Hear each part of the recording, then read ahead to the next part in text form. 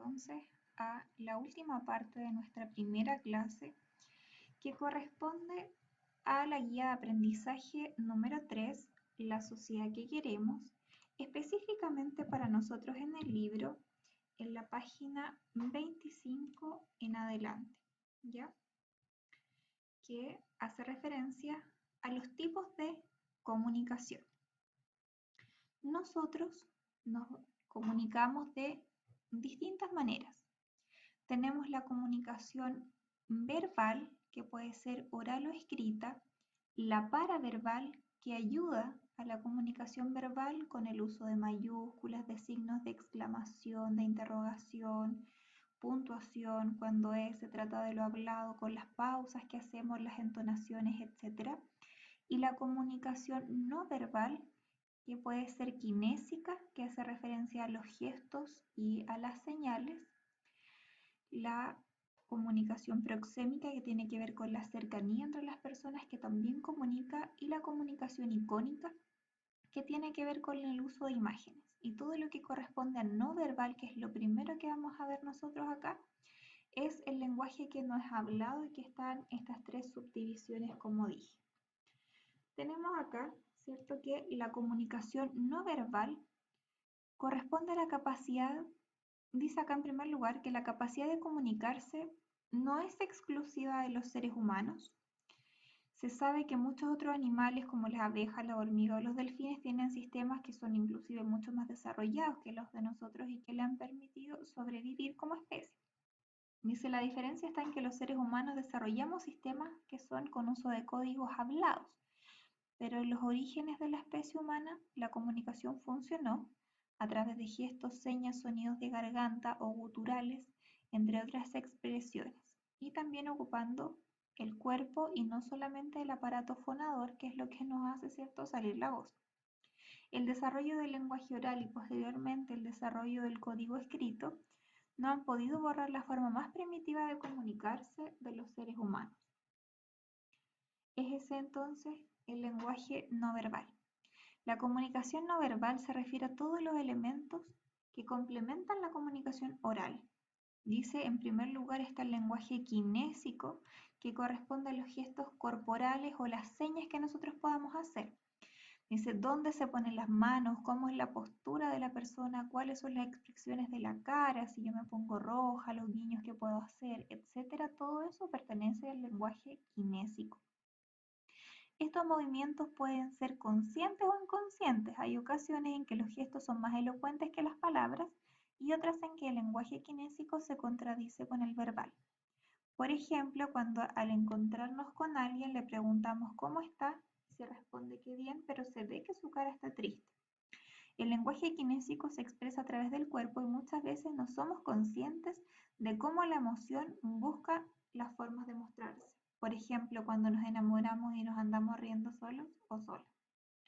En la imagen se ve la expresión de alegría de la tenista estadounidense Venus Williams junto a su hermana Serena al ganar la medalla de oro en los Juegos Olímpicos de Londres del año 2002, ¿cierto? Y ahí no tenemos nada que nos contradiga. Vamos a seguir avanzando entonces al lenguaje proxémico. ¿Cuál es el lenguaje proxémico? También está dentro de lo no verbal y dice corresponde a la ubicación en el espacio físico que asumen los interlocutores. Esto tendrá relación con el grado de confianza y con el tipo de interacción que se dé. La distancia física, por ejemplo, entre los amigos es más próxima que entre un jefe y su empleado, como puede verse en las siguientes imágenes. ¿Sí? Acá tenemos una relación cordial, ¿cierto?, que es más distante, de trabajo probablemente, y acá una relación mucho más cercana de familia. Por lo tanto, la posición que tenemos nosotros respecto de las demás personas también comunica y se llama comunicación proxémica. Dice, en las relaciones políticas o diplomáticas existen los protocolos, que son una serie de normas de comportamiento que regulan las relaciones públicas entre las personas como mandatarios, diplomáticos o reyes.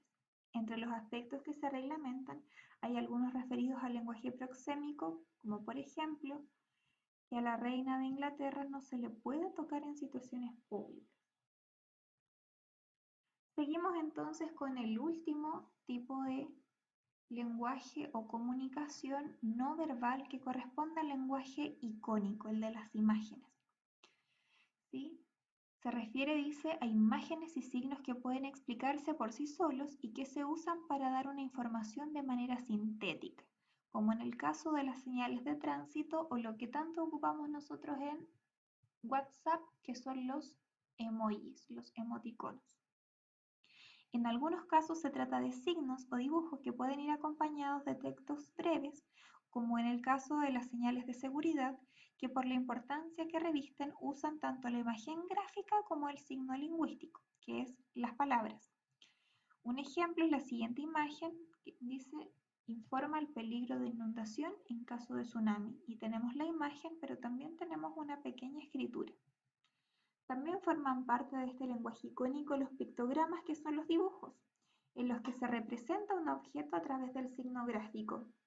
Dice, por ejemplo, unas líneas onduladas pueden representar el mar.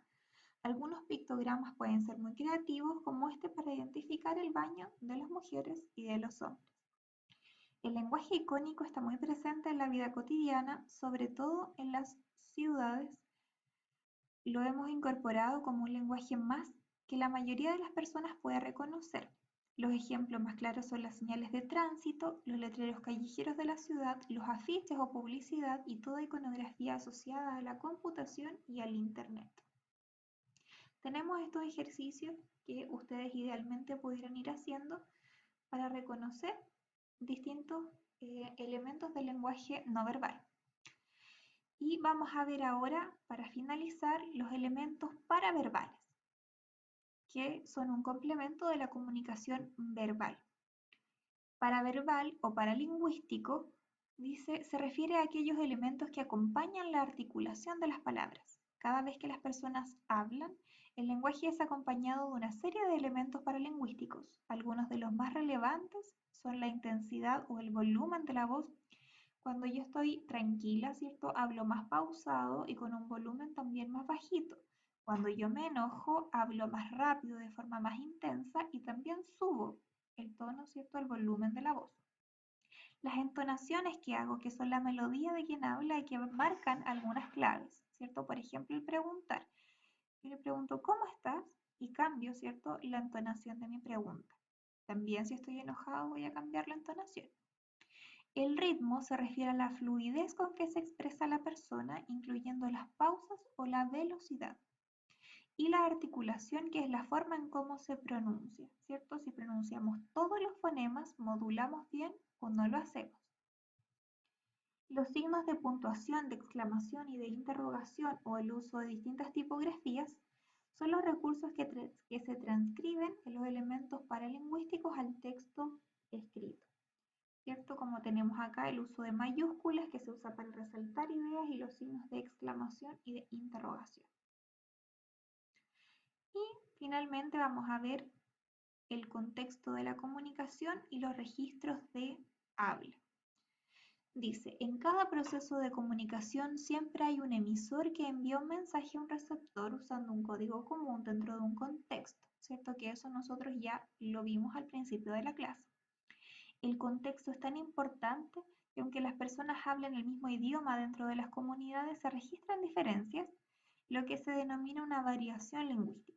Si ustedes pueden o han tenido la oportunidad de interactuar con personas de otras partes, van a darse cuenta que los del norte, los de Santiago y los del sur hablamos todos de una forma distinta, aunque todos hablamos el lenguaje español.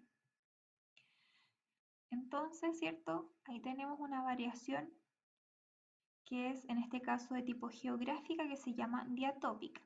Los abuelitos, los jóvenes, hablan también de forma diferenciada, a eso se le llama variación diacrónica, y según los aspectos sociales o la situación socioeconómica puede ser variaciones diastráticas o diafásicas, en lo que no vamos a profundizar porque no son preguntas de prueba. Lo que sí pudiera incidir son los registros de habla.